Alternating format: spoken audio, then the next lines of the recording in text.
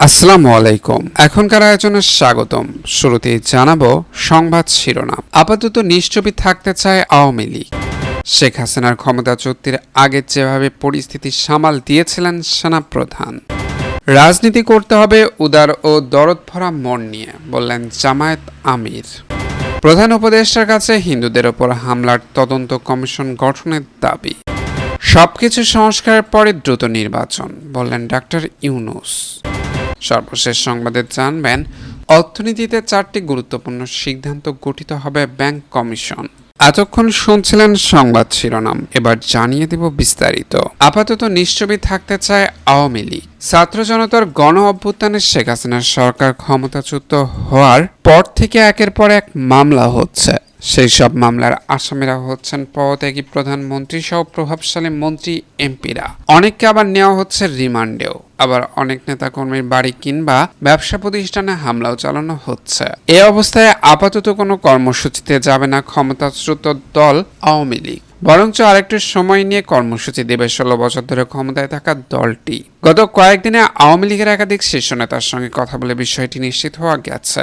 আওয়ামী লীগের একাধিক সূত্র জানায়, কোটা সংস্কার ও বৈষম্য বিরোধী ছাত্র আন্দোলনকে কেন্দ্র করে সহিংসতায় হতাহতের ঘটনায় দেশের বিভিন্ন স্থানে আওয়ামী লীগের সাবেক এমপি ও নেতাদের বিরুদ্ধে হামলা হচ্ছে বাড়ি ও ব্যবসা প্রতিষ্ঠানে। বর্তমান পরিস্থিতিতে সদ্য ক্ষমতাচ্যুত দলের নেতা কর্মীরা আতঙ্কে রয়েছে। কখন যে কার নামে হামলা হয় সেটা নিয়ে দুশ্চিন্তায় নেতা কর্মীরা। 5 আগস্টের আগেও যারা মাঠে বেশ সক্রিয় ছিলেন তারা এখন বেশ আতঙ্কে। একদিকে মামলার ভয়, অন্যদিকে বিএনপি জামায়াতের হামলা। এই প্রসঙ্গে আওয়ামী লীগের সাংগঠনিক সম্পাদক শফিউল আলম চৌধুরী নাদেল বলেছেন যে, আমরা একটু সময় নিচ্ছি, কিভাবে আগানো যায় তা নিয়ে ভাবছি। আমাদের পরবর্তী কর্মপদ্ধতি বা পদক্ষেপ কি হতে পারে সেগুলো নিয়ে নিজেদের মধ্যে আলাপ আলোচনা হচ্ছে।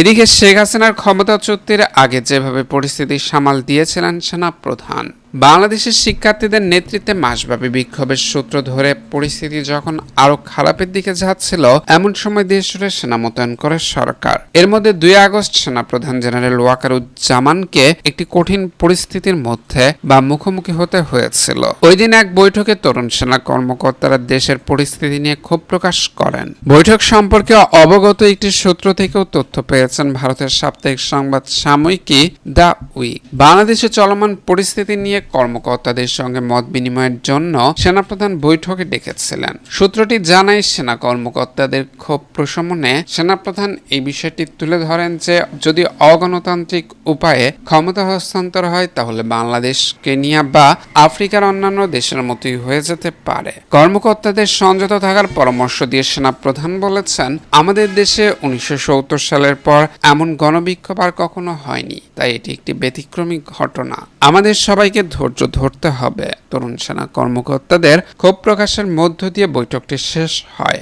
এর 3 দিন পর 5 আগস্ট শেখ হাসিনা একটি সামরিক হেলিকপ্টারে চড়তেও বাধ্য হন, যেটা তাকে ভারতীয় সীমান্ত পেরিয়ে আগারতলায় নিয়ে যায়। সেখানে বাংলাদেশ বিমান বাহিনীর একটি C-130 পরিবহন উড়োজাহাজ অপেক্ষমান ছিল। সেটা হাসিনাকে দিল্লির উপকণ্ঠে হিন্দন বিমান ঘাঁটিতে নিয়ে যায়। জেনারেল ওয়াকারুজ্জামানের অবস্থা ছিল অস্বস্তিকর, কারণ তাকে শেখ হাসিনা নিয়োগ দিয়েছিলেন। তাছাড়া বৈবাহিক সূত্রে তিনি শেখ হাসিনার আত্মীয়। বিষয়টি সম্ভবত তাকে অস্থিতিশীল পরিস্থিতির সম্পর্কে আরো সতর্ক করে তুলেছিল।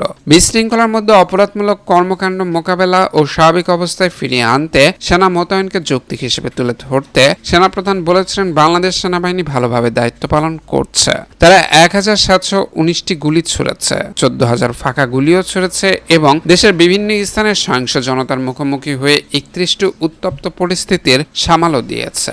মত বিনিময়ে সেনাপ্রধানের পদক্ষেপের বৈধতা নিয়ে তদন্তের আহ্বানও আসে। তরুণ মেজর মোহাম্মদ আলী হায়দার ভূঁইয়া সেনা মোতায়েনকালে সেনাবাহিনীর যে ভূমিকা রেখেছে তার বৈধতা নিয়ে প্রশ্ন তোলেন। নিজেদের বক্তব্যের পক্ষে যুক্তি দিয়ে তিনি পবিত্র কোরআন থেকে উদ্ধৃত করেন, তিনি দমন পীড়নের বিরুদ্ধে আল্লাহর করুণা ভিক্ষা করেন এবং এতে যুক্ত না হওয়ার কথাও বলেন। একজন কনিষ্ঠ কর্মকর্তার এই আচরণের পরিপ্রেক্ষিতে জেনারেল ওয়াকারুজ্জামান শুধু বলেন আমিন।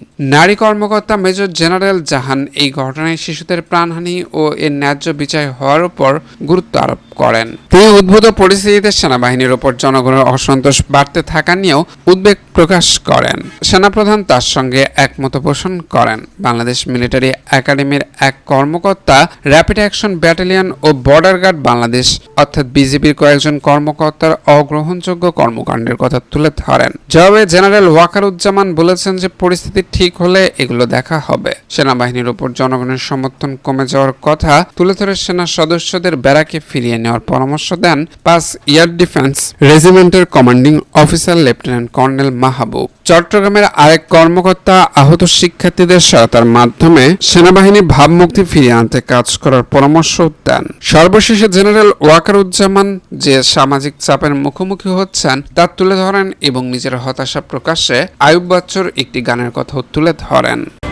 এদিকে রাজনীতি করতে হবে উদার ও দরদ ভরা মন নিয়ে, বললেন জামায়াত আমির। বাংলাদেশের জামাতে ইসলামের আমির ডাক্তার শফিকুর রহমান বলেছেন, জাতির সামনে এগিয়ে নিতে ধর্মবর্ণ ভেদাভেদ ভুলে ঐক্যবদ্ধ হয়ে কাঁধে কাঁধ রেখে যুদ্ধ করতে হবে। ধর্মের ভিত্তিতে আমরা দেশের কোনো নাগরিকের মধ্যে পার্থক্য করি না। আমরা একই বাগানের বিভিন্ন ফুল। আমরা সবাই বাংলাদেশের গর্বিত নাগরিক। এদেশ আমাদের সবার। আমরা মনে করি সত্যিকার অর্থে কেউ যদি দেশকে ভালোবাসে তার প্রতিহিংসা রাজনীতিতে অগ্রসর হবে না। বৌদ্ধ ধর্মাবলম্বী নেতাদের তিনি বলেছেন, রাষ্ট্রীয় নিরাপত্তার বাহিনীও যদি আপনার বা আপনাদের নিরাপত্তায় জামায়াত প্রয়োজন মনে করেন সেক্ষেত্রে সে সময় আমাদের পাশে পাবেন এবং আমরা সর্বোচ্চ সামর্থ্য দিয়ে আপনাদের পাশে দাঁড়াবো। রোববার বিকেলে জামায়াতের ইসলামী ঢাকা মহানগর দক্ষিণ উদ্যোগে আয়োজিত বৌদ্ধ ধর্মাবলম্বীদের সঙ্গে মত বিনিময় সভায় প্রধান অতিথির বক্তব্যে তিনি এসব কথা বলেন। কেন্দ্রীয় নির্বাহী পরিষদ সদস্য ঢাকা মহানগরী দক্ষিণের আমির নুরুল ইসলাম বুলবুলের সভাপতিত্ব মত বিনিময় সভায় আরো উপস্থিত ছিলেন। কেন্দ্রীয় নায়েবে আমির ও সংসদ সদস্য কথা উল্লেখ করেছে। এদিকে প্রধান উপদেষ্টার কাছে হিন্দুদের হামলার তদন্ত কমিশন গঠনের দাবি। দেশের বিভিন্ন জায়গায় হিন্দু সম্প্রদায়ের ঘরবাড়ি ও উপাসনালয়ে হামলার ঘটনা তদন্তে সংখ্যালঘু কমিশন গঠনের দাবি জানিয়েছি। সংখ্যালঘু অধিকার আন্দোলন নামের একটি সংগঠন অন্তর্বর্তীকালীন সরকার প্রধান উপদেষ্টা ডাক্তার মোহাম্মদ ইউনূসের কাছে এই দাবি করেছেন। ডাক্তার মোহাম্মদ ইউনূসের সঙ্গে সাক্ষাৎ করে সংখ্যালঘু সম্প্রদায়ের সম্পত্তির উপর হামলার বিচার, তাদের সম্প্রদায়ের সুরক্ষা নিশ্চিতকরণ সহ 8 দফা দাবি পেশ করেন সংখ্যালঘু অধিকার আন্দোলনের 6 সমন্বয়কের একটি প্রতিনিধি দল। তাদের দাবির পরিপ্রেক্ষিতে 7 থেকে 8 পর্যন্ত অনেক যতটুকু সময় তার মধ্যে হয়তোবা ব্যবস্থা করা যায়। এদিকে সবকিছু সংস্কারের পরই দ্রুত নির্বাচন, বললেন ডাক্তার ইউনূস। অন্তর্বর্তীকালীন সরকারের প্রধান উপদেষ্টা হিসেবে ডাক্তার মোহাম্মদ ইউনূস বিদেশি কূটনীতিকদের জনপ্রিয় সবকিছু সংস্কারের পরও যথাযথ অবৈধ নির্বাচন কমিশন, বিচার বিভাগ এবং বেসরকারি প্রশাসন, আইন শৃঙ্খলা বাহিনী এবং গণমাধ্যম এর আমূল সংস্কারের মধ্যে একটি উপযোগী পরিবেশ তৈরি হয়েছে।